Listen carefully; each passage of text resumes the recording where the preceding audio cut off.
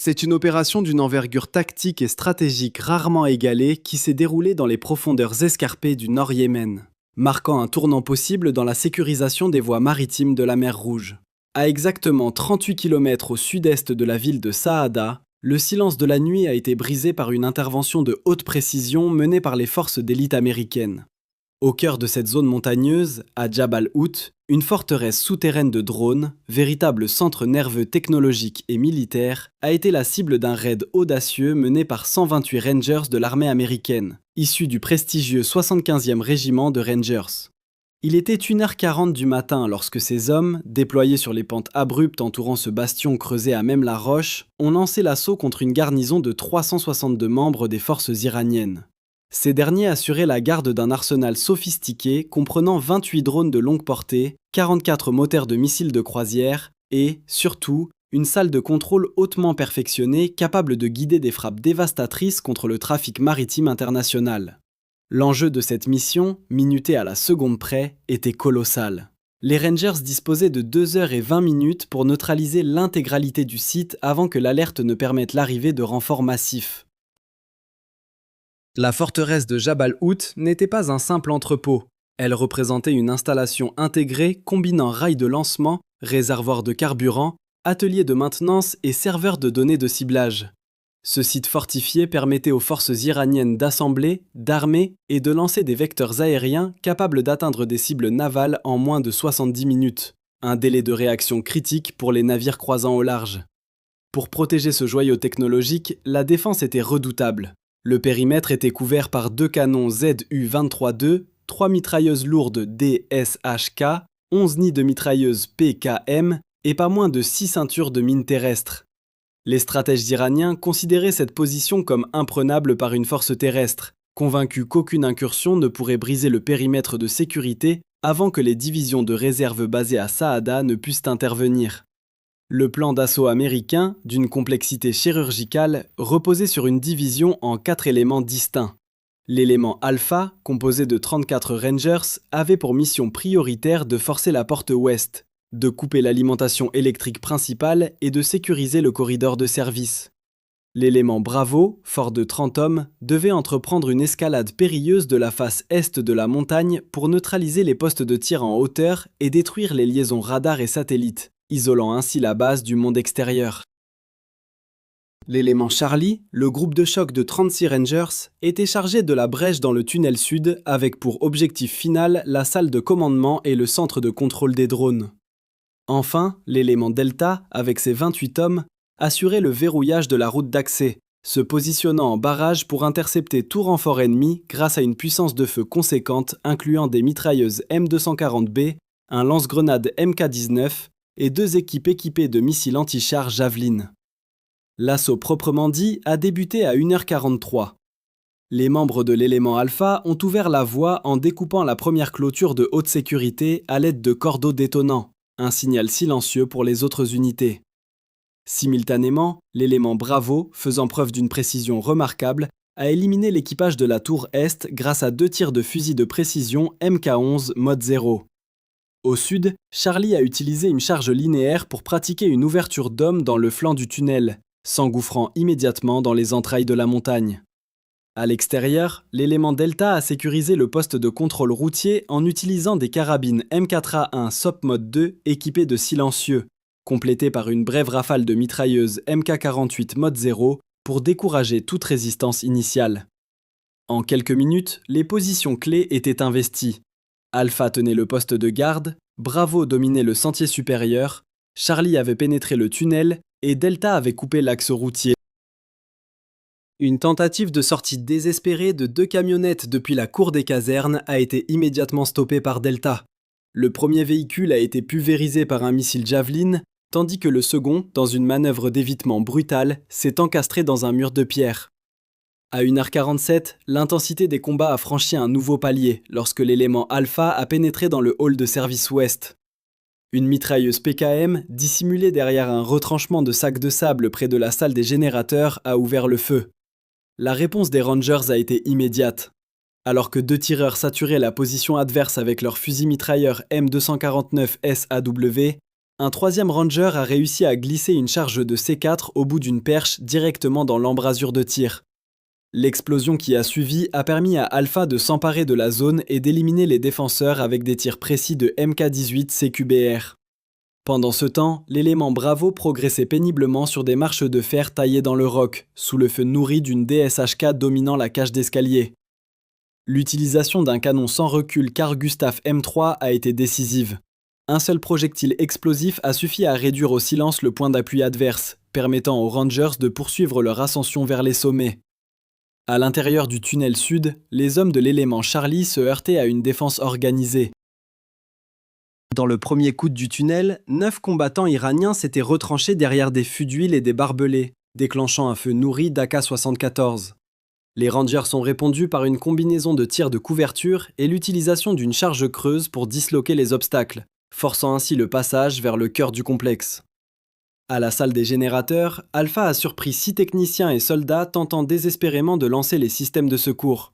Après un bref échange, 4 ont été neutralisés et 2 capturés. L'utilisation de grenades thermiques sur les panneaux de contrôle a définitivement plongé la partie ouest de la forteresse dans l'obscurité. Malgré l'envoi de messages de détresse par l'opérateur radio principal vers les garnisons de Saada, les communications ont été brusquement interrompues. Bravo avait atteint la plateforme technique, abattu les gardes et détruit les antennes paraboliques et les terminaux satellites à l'aide de charges thermiques. La progression de l'élément Charlie les a conduits devant une porte blindée massive, scellée de l'intérieur. L'emploi d'une charge de brèche sur la barre de verrouillage a permis de projeter le ventail vers l'intérieur, révélant un immense hall de stockage rempli d'ailes de drones et de réservoirs de carburant souple. Face à des tirs de roquettes RPG-7, un tireur d'élite au MK-48 mode 0 a balayé l'allée centrale, permettant aux Rangers de s'emparer de ce secteur stratégique. La résistance iranienne, initialement désorganisée, a tenté une contre-attaque planifiée. 32 défenseurs ont convergé par l'escalier nord vers Charlie, tandis que 17 autres poussaient depuis les casernes vers Alpha. La réponse américaine a été d'une efficacité technique radicale. L'élément Alpha a achevé de mettre hors service le réseau électrique en détruisant les tranchées de câbles et les pompes à carburant. Profitant de la confusion, Bravo a nettoyé la terrasse supérieure et a littéralement arraché un canon ZU-23-2 de son affût à l'aide d'une chaîne, le précipitant dans le vide.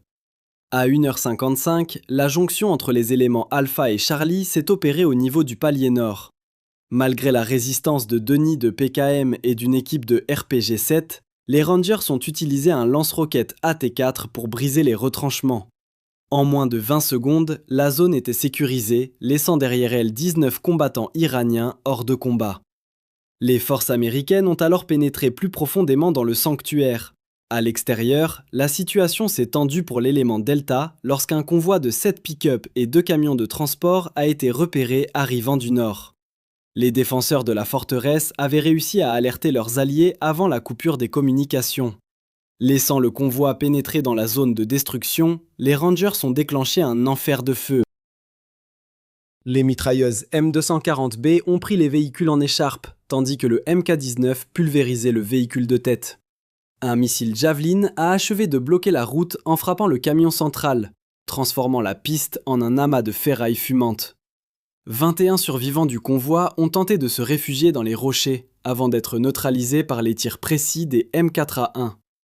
À 2h03, l'objectif final était en vue pour Charlie. La cage de sécurité en acier protégeant la salle de contrôle. 14 défenseurs s'y étaient barricadés derrière les consoles, utilisant leur équipement comme bouclier. Après une percée au chalumeau thermique et une attaque coordonnée avec l'élément Alpha arrivant par le couloir latéral, la pièce a été conquise en seulement 11 secondes. Les Rangers ont immédiatement procédé à la récupération des disques durs, des tablettes de ciblage et des clés de lancement codées, tout en plaçant des charges thermiques sur les serveurs pour éviter toute récupération de données par l'ennemi. Une dernière tentative de contre-attaque iranienne, menée par 26 hommes via un tunnel secret depuis la crête, a été interceptée par Bravo. Un tir de canon Carl-Gustaf M3 a provoqué un effondrement partiel du passage, emmurant une partie des assaillants et forçant les autres à la retraite. À 2h07, l'appui aérien a scellé le sort des installations extérieures. Un missile AGM-114 Hellfire a frappé le parc à carburant sur la face nord, provoquant une boule de feu massive qui a anéanti les réserves et dispersé une section de réserve ennemie. 28 minutes après le début de l'assaut, l'élément Charlie a découvert la baie d'assemblage des drones. 6 appareils complets sur leur rail de lancement et 12 fuselages en cours de montage ont été trouvés. Une ultime résistance de 33 défenseurs, utilisant des chariots élévateurs et des caisses comme abri, a été brisée par un assaut combiné des éléments Alpha et Charlie. À 2h11, le cœur de la forteresse appartenait aux Rangers. La phase finale de la mission a consisté à rendre le site totalement inexploitable. Des charges de C4 ont été placées sur les rails de lancement, tandis que l'avionique des drones restants était détruite à la termite. 8 Rangers de l'élément Delta sont venus en renfort pour aider à l'évacuation du matériel saisi, notamment 11 unités de didage intactes et 2 serveurs cryptés. Les dernières poches de résistance, retranchées dans une alcôve médicale, ont été méthodiquement réduites par des tirs de précision et des charges de brèche. À 2h18, le contrôle total du site était confirmé. Le bilan matériel est lourd. Sur les 28 drones présents, 16 ont été détruits sur place, 8 désactivés et 4 emportés pour analyse par les services de renseignement. 44 moteurs de missiles de croisière ont été neutralisés ou saisis et l'ensemble de l'armement lourd de la base a été anéanti. À 2h22, les premières explosions de démolition ont retenti. Alpha a procédé aux vérifications de sécurité, tandis que Delta gérait l'évacuation des prisonniers et des blessés vers la zone d'extraction. Malgré l'apparition d'un second convoi ennemi à 2h27, la puissance de feu du MK-19 a suffi à maintenir les renforts à distance. À 2h31, le réseau de démolition principal a été mis à feu, provoquant l'effondrement des toitures de la baie d'assemblage et l'embrasement définitif de la salle de contrôle. Une épaisse fumée noire s'est échappée des tunnels alors que les Rangers entamaient leur repli. L'élément Delta a maintenu sa position de couverture jusqu'à 3h06 avant de rompre le contact de manière coordonnée. Lorsque les renforts iraniens ont enfin atteint le site à 3h11, ils n'ont trouvé que ruines et désolation. Le bilan humain de cette opération est tragique mais illustre l'intensité des combats.